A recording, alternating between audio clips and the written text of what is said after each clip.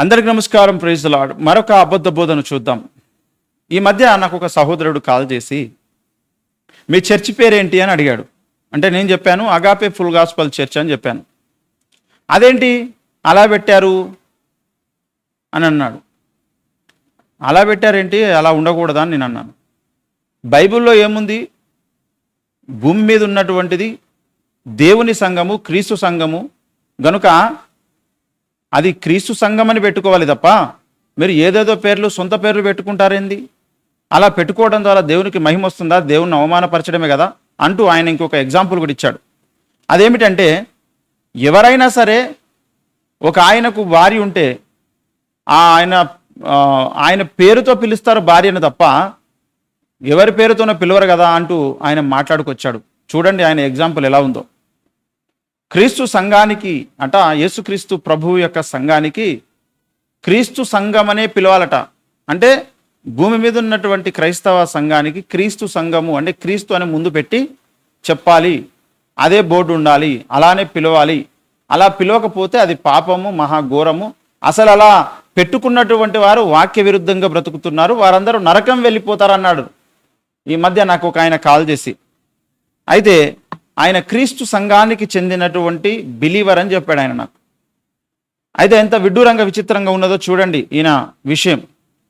మనం పరిశుద్ధ బైబిల్ గ్రంథంలో చూస్తే ఈ లేఖనాలను పట్టుకుంటారండి. బైబిల్లో ఉన్నటువంటి ఒక రెండు దగ్గరలో ఉన్నటువంటి మాటలను తీసుకొని ఇక అదే సత్యము మనం అలాగే ఉండాలని అక్షరార్థంగా మాట్లాడుతున్నారు. రోమీయులకు రాసిన పత్రిక 16వ అధ్యాయము 16వ వచనంలో చూసినట్లయితే, పవిత్రమైన ముద్దు పెట్టుకొని ఒకరినొకడు వందనములు చేయుడి, క్రీస్తు సంఘములన్నయు మీకు వందనములు చెప్పుచున్నవి అంటాడు. తర్వాత ఎఫెసీయులకు రాసిన పత్రిక 5వ అధ్యాయంలో చూసినట్లయితే 23వ వచనం, క్రీస్తు సంఘమునకు శిరస్సై ఉన్నలాగున పురుషుడు భార్యకు శిరస్సై ఉన్నాడు, క్రీస్తే శరీరమునకు రక్షకుడై ఉన్నాడు అనేటువంటి మాట.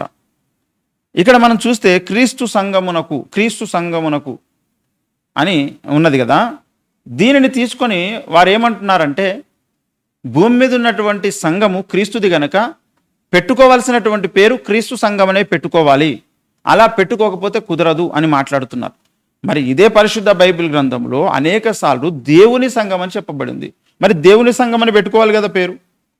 మొదటి కొరింథీయులకు రాసిన పత్రిక 1వ అధ్యాయం 2వ వచనంలో మనం చూసినట్లయితే, కొరింథీలోనున్న దేవుని సంఘమునకు అనగా క్రీస్తు యేసునందు పరిశుద్ధపరచబడిన వారై పరిశుద్ధులుగా ఉండుటకు పిలువబడిన వారికిని మనకును ప్రభువుగా ఉన్న మన ప్రభు అయిన యేసుక్రీస్తు నామమున ప్రతి స్థలంలో ప్రార్థించి వారందరికీ శుభమని చెప్పి వ్రాయినది అంటాడు. ఇక్కడ దేవుని సంఘము అని చెప్పబడింది. ఇకపోతే మొదటి కొరింథీయులకు రాసిన పత్రిక 4వ అధ్యాయము 17వ వచనంలో చూస్తే, ఇందు నిమిత్తము ప్రభువునందు నాకు ప్రియుడును నమ్మకమైన నా కుమారుడు నగు తిమోతిని మీ ఎదుకు పంపియున్నాను.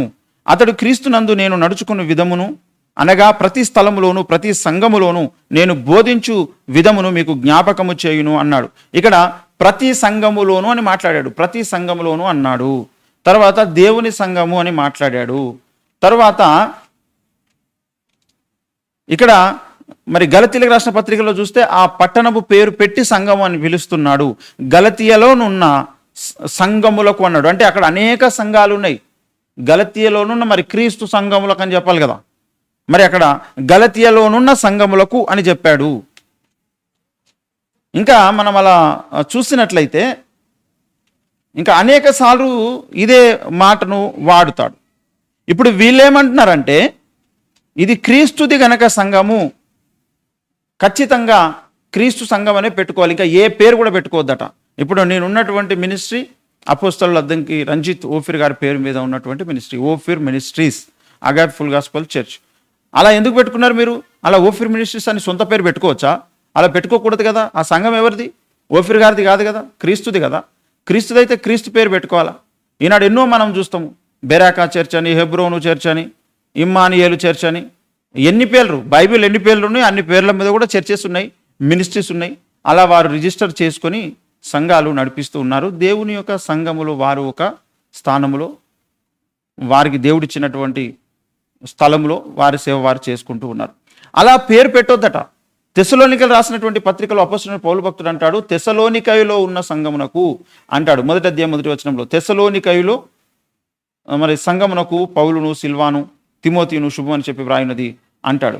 మరి ఇన్ని రకాలుగా అంటున్నాడు కదా. మరి తెస్సలోనికైలకు రాసిన 2వ పత్రిక 1వ అధ్యాయం 1వ వచనంలో, మన తండ్రి అయిన దేవుని యందును ప్రభు అయిన యేసుక్రీస్తునందును ఉన్న తెస్సలోనికైల సంఘమునకు పౌలును, సిల్వాను, తిమోతిను శుభం అని చెప్పి వ్రాయినది అంటాడు. తెస్సలోనికైల సంఘమునకు అన్నాడు. మరి ఇన్ని రకాల వాళ్ళ పట్టణములో పేర్లు పెట్టి సంఘం అంటున్నాడు కదా. గలతీ సంఘము, కొలస్సిలోనున్న సంఘము, తెస్సలోనికలో ఉన్నటువంటి సంఘము, దేవుని సంఘము, ప్రతి సంఘము అని ఇన్ని రకాలుగా ఉంటే అవసరమును బట్టి క్రీస్తు సంఘము అని కూడా దేవుడు చెప్పాడు. క్రీస్తు సంఘము అని ఉన్నది కనుక ఇక ఖచ్చితంగా క్రీస్తు సంఘం అనే ఉండాలి అంటున్నారు. మరి అప్పుడున్నటువంటి దైవజనులకు తెలియదా ఈ విషయం? మొట్టమొదటి భారతదేశంలో ఉన్నటువంటి సంఘము చర్చ్ ఆఫ్ సిఎస్ఐ చర్చ్ని చూస్తాం మనం. Church of south India, CSI church of south India, church of north India కూడా ఉన్నది, వచ్చింది. అయితే ఈ దేశంలో ఉన్నటువంటి చర్చి పేరు మరి ఇక్కడ ఉత్తర భాగాన ఉన్నటువంటి, దక్షిణ భాగాన ఉన్నటువంటి చర్చెస్ని కూడా ఆ ప్రాంతాలను బట్టి కూడా వారు చర్చెస్గా వారు చెప్పుకోవడం జరిగింది. దక్షిణ భారతదేశంలో ఉన్నటువంటి చర్చి, ఉత్తర భారతదేశంలో ఉన్నటువంటి చర్చీలు అని వారు చెప్పుకున్నారు. చర్చ్ ఆఫ్ సౌత్ ఇండియా దక్షిణంలో ఉన్నది కనుక భారతదేశంలో, చర్చ్ ఆఫ్ నార్త్ ఇండియా అలా వారు చెప్పుకున్నారు. అలా పెట్టొద్దంట పేర్లు, అన్నిటికీ కూడా క్రీస్తు సంఘమనే పెట్టాలట. ఇది కూడా ఒక అనవసరమైనటువంటి ఒక రాద్ధాంతము తప్ప ఇంకొకటి కాదు. అంటే విలువైనటువంటి సమయాన్ని, విలువైనటువంటి విషయాలను ప్రక్కదారి పట్టించడం కొరకు సాతానుడు కొంతమందిని ప్రేరేపించి అనవసరమైనటువంటి విషయాల మీదకి దృష్టిని మరల్చడం, డిస్టర్బ్ చేయడమే తప్ప ఇంకొకటి కాదు. ఇందులో సాతాను కుట్రున్నది. క్రీస్తు సంఘం అని పెట్టుకుంటే తప్పు లేదు. ఖచ్చితంగా క్రీస్తు సంఘమే పెట్టుకోవాలని బైబిల్లో రూలు లేదు. బైబిల్ అలా దేవుడు ఎక్కడైనా చెప్పాడా? మీరు రిజిస్టర్ చేసుకునేటప్పుడు, మీరు ఒక సంఘం నడిపించేటప్పుడు తప్పకుండా క్రీస్తు సంఘం అనే మీరు పెట్టాలి, అలా పెట్టకపోతే కుదరదు అనేటువంటి ఒక ఆజ్ఞ ఎక్కడైనా దేవుడు పెట్టాడా పరిశుద్ధ బైబిల్ గ్రంథంలో? భూమి మీద ఉన్న సంఘాలన్నీ దేవునియే. ఆ సంఘాలన్నీ కలిపితేనే క్రీస్తు సంఘం అవుతుంది. ఒక దగ్గర, ఒక ఊర్లో, ఒక పట్టణంలో, ఒక దేశంలో ఉన్నటువంటి సంఘము కూడా సంపూర్ణంగా క్రీస్తు సంఘము కాదు. క్రీస్తు సంఘములో అదొక అణువు లేదా క్రీస్తు సంఘంలో ఒక అవయవంలో ఉండేటువంటి కణాలు అక్కడ తయారవుతున్నాయి అంతే తప్ప అది సంపూర్ణంగా క్రీస్తు సంఘం కాదు. సంపూర్ణమైన క్రీస్తు సంఘము భూత, భవిష్యత్తు, వర్తమాన కాలాలలో ఉన్నటువంటి భక్త సమాజం అందరూ, అన్ని దేశాలలో, అన్ని ప్రాంతాలలో, అన్ని కాలాలలో ఉన్నటువంటి భక్త సమాజం అందరినీ కలుపుతూనే క్రీస్తు సంఘం అవుతుంది. ఆదాము మొదలుకొని సంఘం ఎత్తబడేటువంటి ఆఖరి క్షణములో మరి రక్షణ పొందేటువంటి భక్తుని వరకు అందరూ కలిస్తేనే క్రీస్తు సంఘం అవుతుంది. గనుక పెడితే వాళ్ళందరికీ కలిపి పెట్టాలి క్రీస్తు సంఘం అని. ఇప్పుడు ప్రభుత్వం వారి లెక్కల కొరకు, ప్రభుత్వంలో రిజిస్టర్ చేయడం కొరకు ఒక పేరును, అది సొంత పేరే కావచ్చు, దేవుడు వారికి బయలుపరిచిన బైబిల్లో ఉన్న ఒక పేరే కావచ్చు, అది ఒక పట్టణం పేరు కావచ్చు, ఒక స్థలం పేరు కావచ్చు, ఒక వ్యక్తి పేరు కావచ్చు, అలా పెట్టినప్పుడు అలా పెట్టడానికి వీలు లేదు. అలా పెట్టడం దేవుని అవమానించడమే అవుతుంది. ఎవరికైనా సరే భర్త పేరు ముందుంటుంది, తర్వాత సంఘం భార్య అని ఉంటుంది. ఫలానా మరి వ్యక్తి యొక్క భార్య అని ఎలా అయితే పేరు పెట్టి పిలుస్తామో క్రీస్తును కూడా అలాగే పిలవాలి. అలా పిలవకపోతే ఆయన అగౌరవపరిచినట్టే, అవమానించినట్టే, అది లేఖన విరుద్ధం. అలా చేసిన వారు ఖచ్చితంగా నరకం వెళ్ళిపోతారని ఆయన నాతో ఫోన్లో మాట్లాడుతున్నాడు. ఇది చాలా ఘోరమైనటువంటి విషయం, అనవసరమైన రాద్ధాంతం తప్ప ఇంకొకటి కాదు. ఇలాంటిది చేయడం మంచిది కాదు. లేఖన సారాంశం ఏమిటి అని చూడాలి. అందుకే వీరు పైపైన విషయాలను చూడడం దయ్యపు బోధ, పైపైన విషయాలనే చూడడం సాతాను చేస్తున్నటువంటి పెద్ద కుట్ర. అందులో నుంచి ప్రతి ఒక్కరు కూడా తప్పించుకోవాలి. సర్వసత్యం ఏది, వాక్య సారాంశం ఏది, వాక్య భావం ఏమిటి, వాక్య తాత్పర్యం ఏమిటి, దేవుని యొక్క ఉద్దేశం ఏమిటి, దేవుని ప్రణాళిక ఏమిటి, దేవుని చిత్తం ఏమిటి, అది తెలుసుకునే ప్రయత్నం చేయాలి. కానీ ఈ యొక్క చిన్న చిన్న విషయాలను రాద్ధాంతాలు చేసి వారు డిస్టర్బ్ అయ్యి ఇతరులను డిస్టర్బ్ చేయడం అనేది ఇది సాతాను కుట్ర. ఇందులో ఎవరు కూడా పడొద్దు, అందులో నుంచి బయటికి రావాలని కోరుకుంటున్నాను. గనుక ఈనాడు కొన్ని వేల లక్షల మినిస్ట్రీస్ ఉన్నాయి. అన్ని పేర్లు పెట్టుకొని ఊరు, పట్టణము, దేశ స్థాయిలో ఎంతోమంది పెట్టుకున్నారు కదా ప్రపంచవ్యాప్తంగా. గనుక వారు దేవుని సేవన చేస్తున్నారు. అలా పెట్టుకోవడం బైబిల్ ఏం ఖండించలేదు.